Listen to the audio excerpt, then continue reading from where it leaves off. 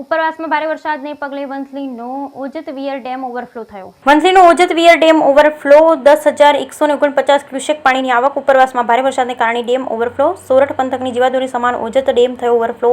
વંથલી તાલુકાના આખા ટીનમન સહિતના 5 ગામોને કરાયા સાવચેત. બ્યુરો રિપોર્ટ રહીમ કારાવત સાથે ધનેશ રાંચ, વંથલી.